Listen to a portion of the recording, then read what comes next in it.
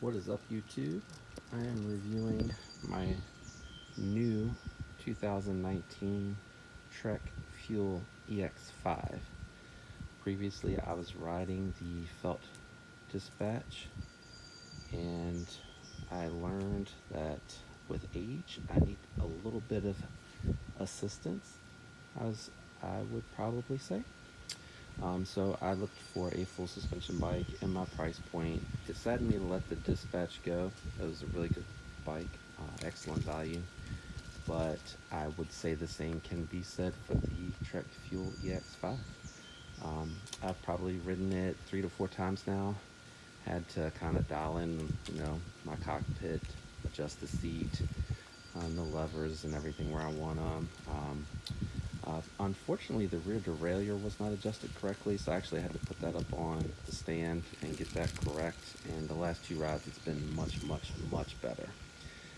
So you guys can probably check out these specs yourselves, but as you'll see, same RockShox Recon Solo Air front suspension fork.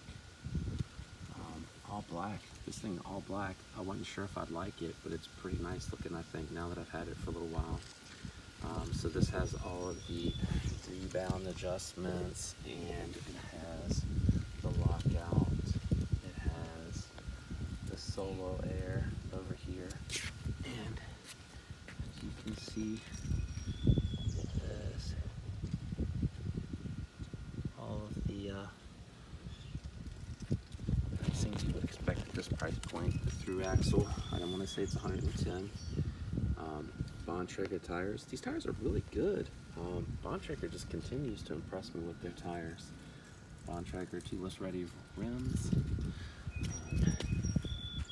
We've taken this out at the Pocahontas Trail. Bontrager handlebars. Little tube. Bontrager plastic lock-on grips. It has the Shimano Dior brake system and 1x11 Dior shifter. So spec'd pretty well. I really love RockShox products too.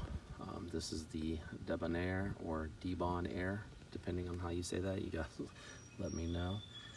It has the MinoLink. For those that don't know, it allows you to adjust your geometry. So you can lower the sag or you can raise it up depending on your preference. It also has the same knock block adjustment here in the steer head. Really cool. Mine's dialed in. I didn't change it from the factory. Oh yes, the front fork is 130 millimeters of travel, as is the rear.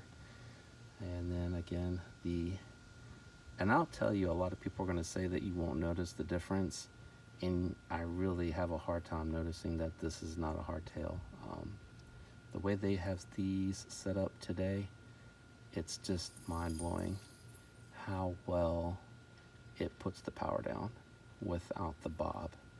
Of course, when you stand up, you're going to notice it, but for the most part, it's very minimal. It has the Race Face 1x11 Dior rear shifter, and I don't think I missed anything else. Oh yes, the brakes. I believe they're 180 front and rear. I'm just really happy with the bike. I've noticed a difference as far as for myself with my back not bothering me at all.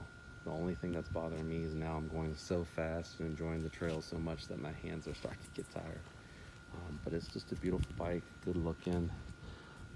Not too wild on the colors. I know some people like to have that bright pop on their mountain bikes, but I think it's a great looking bike. The Bontrager saddle is plenty comfortable for me. I have no issues with that at all. It took me a little while to figure out the height. I had it up too high. Today I finally figured out I needed to drop it down just slightly, and that really worked for me. So I guess any comments or questions, let me know. My son and I, he's still riding the GT Aggressor Pro, his first bike. He took a little spill today. So he's upstairs in the shower washing out his knee.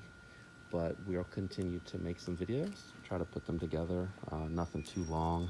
I think we were making them too long at first. The trails that we found, the Swift Creek Trail at Pocahontas State Park, whole lot of fun. All right, that's it for now.